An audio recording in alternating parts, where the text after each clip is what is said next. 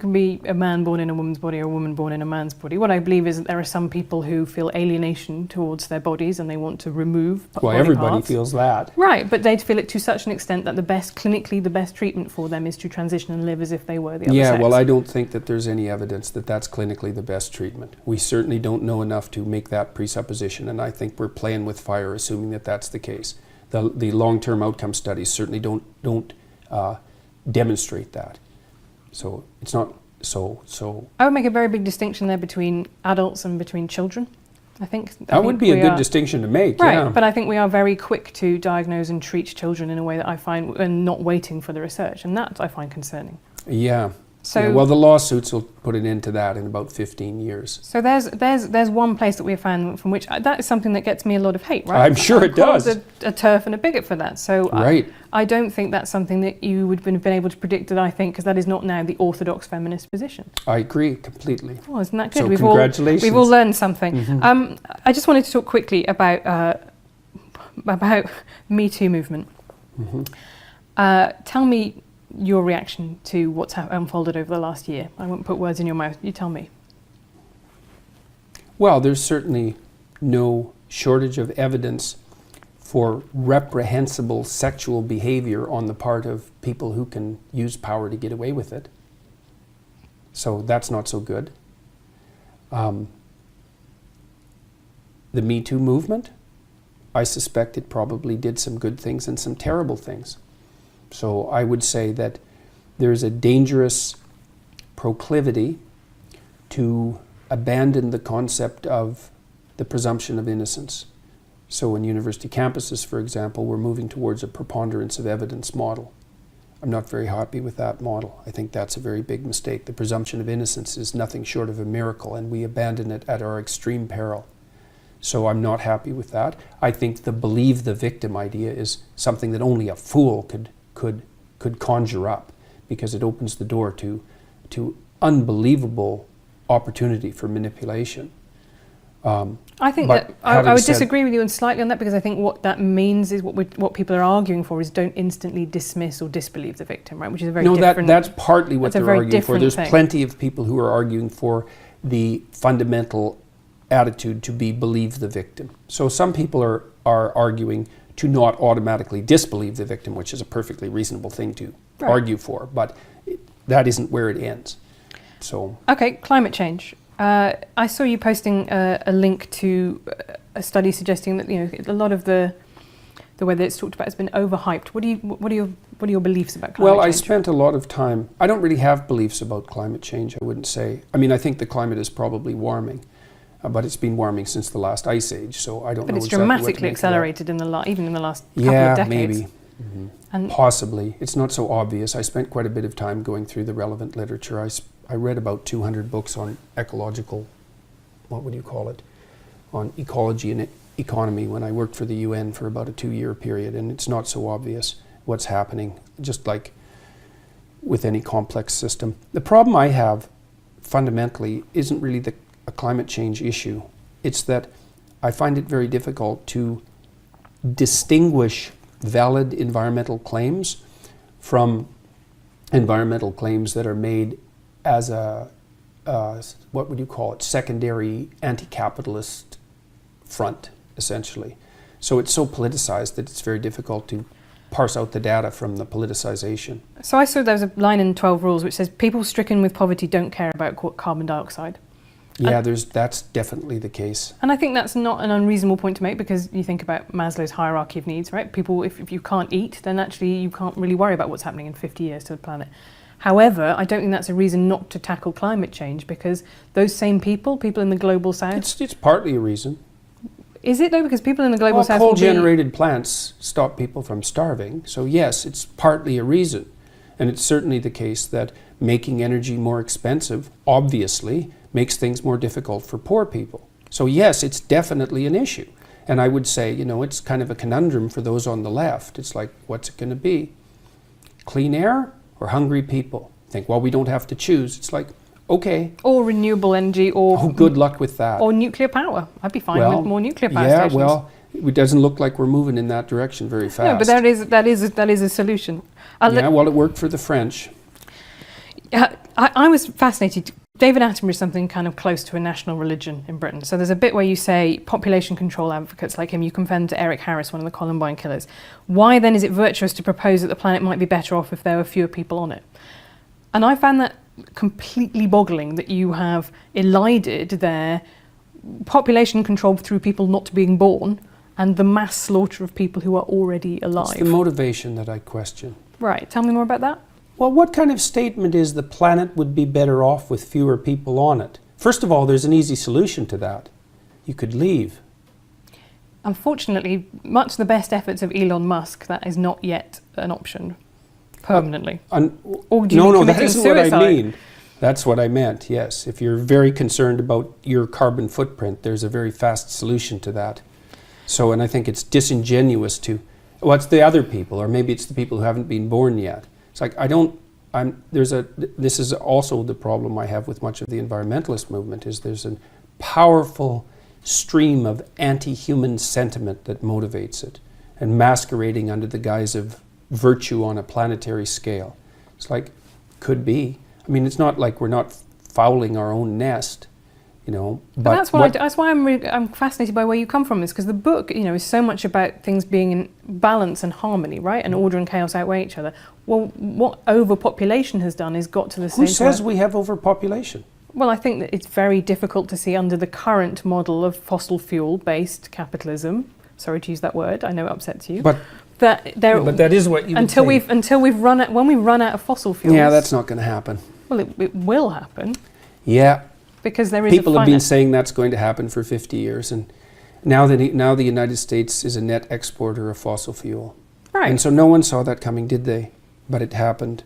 And you're right, that might be the case, but at the moment I would say that, you know, China is putting up new coal-fired power stations, you know, by the bucket load. Yeah. It is entirely possible that the stuff that the developed nations did, that now developing nations did, you know, and now doing to make themselves they'll richer. get concerned about clean air when they get richer. That's what the data indicate. Once you get GDP up to about $5,000 per year, people start to become concerned with environmental issues.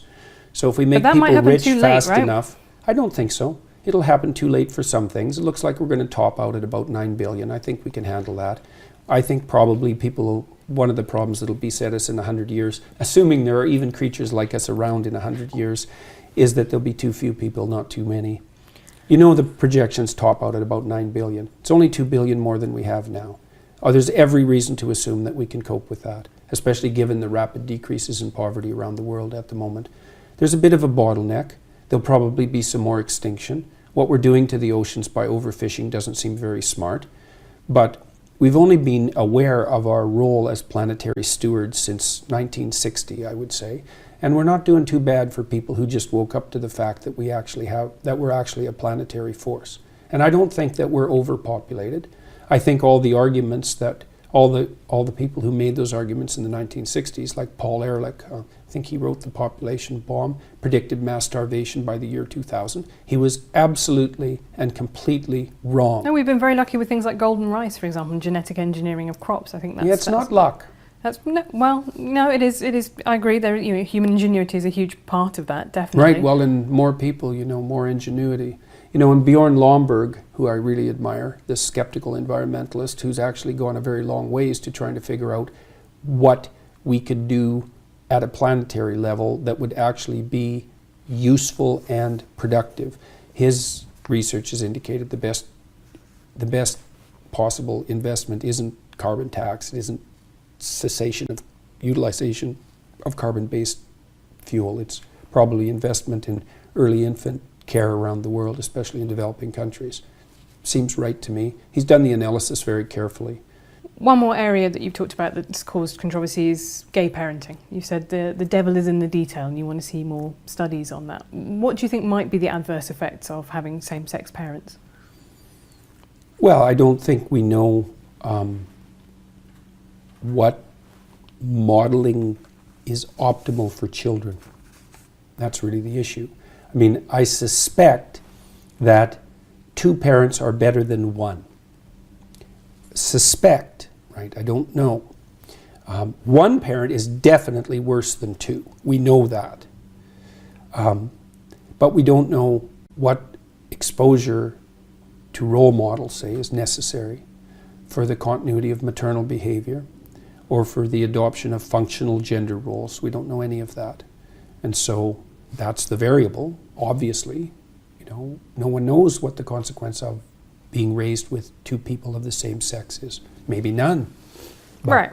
So there doesn't seem to be any evidence so far.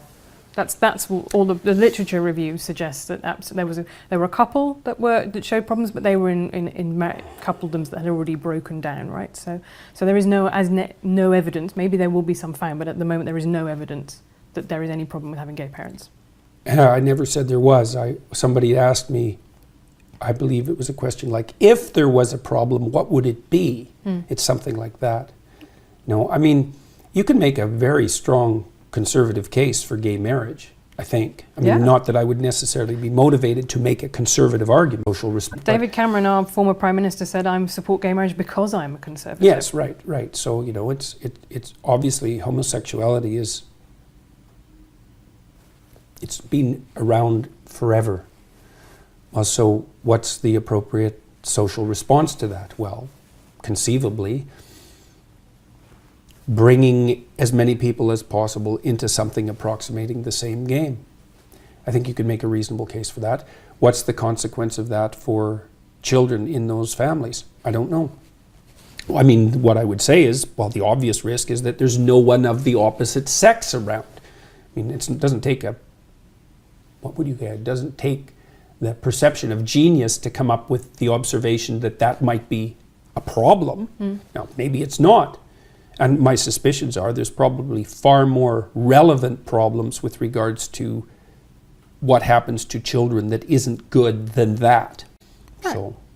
So this is a way in which, that is now a conservative position to hold. I think it's 20 years ago that would have been anathema to mainstream conservatives. Well, people were concerned with the deterioration of marriage and believed that any additional transformations would further weaken it. And I think that that's not an unreasonable position given how weak it's become.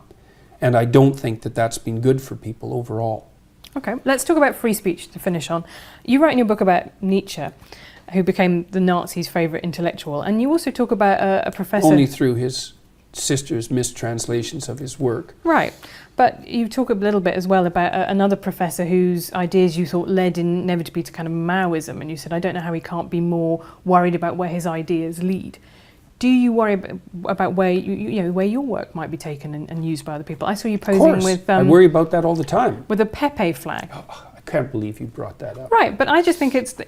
Seriously, I can't believe you brought that up. You should go online. Yeah, I do. There's a... Believe me, I do. There's a video called, I think it's called, Is Jordan Peterson a Darling of the Alt-Right? Have you watched the video of the person who put up that Pepe flag with me? He's online. But go watch it. I have seen...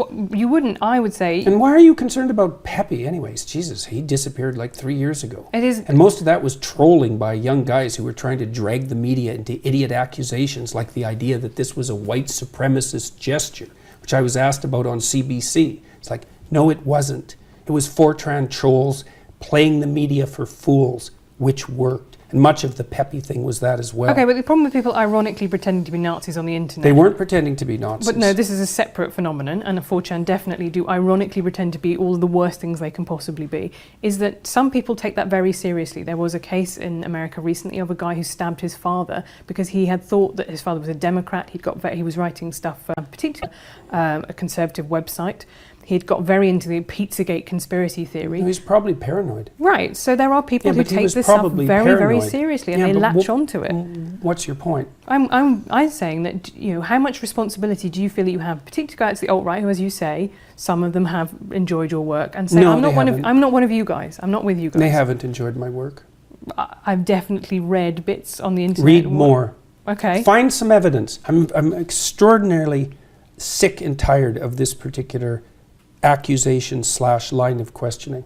I'm no fan of the identitarian right, the ethno-nationalists, the alt-right. First of all, what do you mean by alt-right exactly? Do you mean ethno-nationalists? Do you mean white supremacists? No, I mean people who are on the right but have got their power base outside the traditional media. They see themselves as an alternative. So I see them coming That's a up pretty loose through definition that of the strain alt-right. of Rush Limbaugh kind of talk radio, right? People who see themselves in opposition to an Rush establishment. Limbaugh is not the alt. He's been around for 30 years. Right, so he's the progenitor of what I see now, Breitbart and things like that, are the new media version of that very old media Well, let's format. define what constitutes alt-right first. For me, they're ethno-nationalists. They tend to be white supremacists. And generally, when people tar me with an alt-right epithet, the reason they're doing that is to associate me with those people. They don't like me. And the reason for that is that I've made it very clear, not only in my videos, but on Twitter, that I don't like them. I don't like their anti-Semitism. I don't like their use of identity politics.